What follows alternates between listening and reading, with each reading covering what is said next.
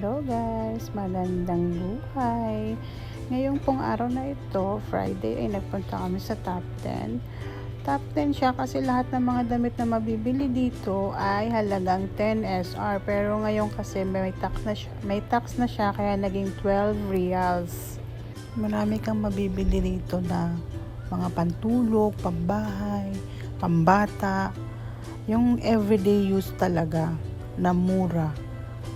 Dito ka makakabili mga t-shirt, pantalon dito. Magaganda rin ang klase niya, pati tela. Kasi ako, marami akong nabili dito mga pambahay ko at inabot yun ng taon bago nasira. Sa mga ganito kasi na may mga mura talaga, kailangan mo talaga ng tiyaga sa paghahanap.